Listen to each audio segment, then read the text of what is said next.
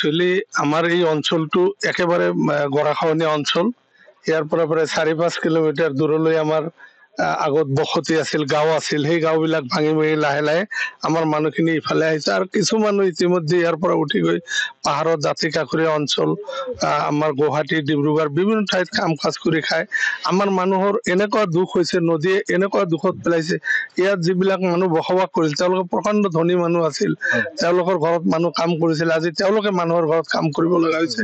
এই সৰ্বনাশী ব্ৰহ্মপুত্ৰই আমাক এনেকুৱা কৰাৰ পিছত মই আগতো যেতিয়া মই 2001 চনত MLA আছিলো তেতিয়াও প্ৰচেষ্টা চলাইছিলো, যদিও সেইবাৰ মই সফল হোৱা নাছিলো। এইবাৰ বিজয় হোৱাৰ লগে লগে মই প্ৰথম অধিৱেশনতে এই ঠাইডোখৰৰ কথা চিন্তা কৰি, এই অঞ্চলটো পাৰ্মানেণ্ট প্ৰটেকশ্যনৰ কথা চিন্তা কৰি অসম বিধানসভাত মই এই কথা তুলিছিলো আৰু লগে লগে পাইলট প্ৰজেক্ট তৈয়াৰ কৰি আমি বিভাগীয় কৰ্তৃপক্ষত দিয়াত মাননীয় মন্ত্ৰীয়ে তেতিয়া আমাক আশ্বাস দিছিল আৰু সেই আশ্বাস ভিত্তিত আজি আমাৰ গোৱালপাৰা জিলাত 321 কোটি টকা মঞ্জুৰি দিছে। আৰু এই 321 কোটি টকাৰ সৰহভাগ টকা ইয়াত দিছে, কাৰণ গোৱালপাৰা টাউনত 5 কিলোমিটাৰ আৰু ইফালে 10 কিলোমিটাৰ, এই টোটেল 15 কিলোমিটাৰ ঠাই গোৱালপাৰা জিলাত আহিছে। তাৰ মাজত আমাৰ জলেশ্বৰত বৃহৎ অঞ্চল 10 কিলোমিটাৰ, ইয়াৰ বাৰতল বানিয়াপৰাৰ পৰা আৰম্ভ কৰি আমাৰ ৰৌৰবিটালৈ এই 10 কিলোমিটাৰ 10.5 কিলোমিটাৰ আমাৰ এইবাৰ বল্ডাৰ পিচিং মানে জিঅ'বেগ পিচিং হৈ আছে।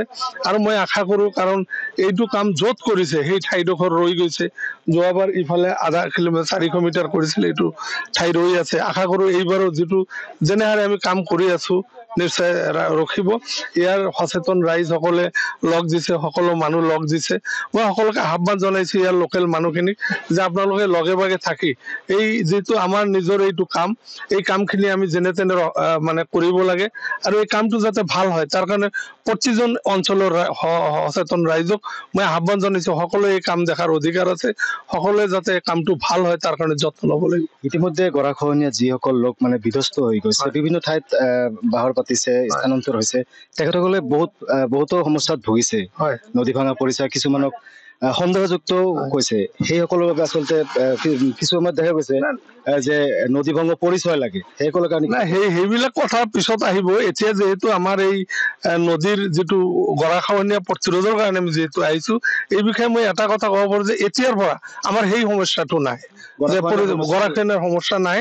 যেনেকুৱা ধৰণে কাম হৈ আছে এনেকুৱা যদি কৰিব দিয়ে ওপৰলে, ৰাইজে যদি লগত থাকে নিশ্চয় হ'ব আৰু ইয়াৰ পিছত নাভাঙে আৰু ইয়াৰ পাছত আমাৰ এই অঞ্চলৰ মানুহৰ দুখ নহয়।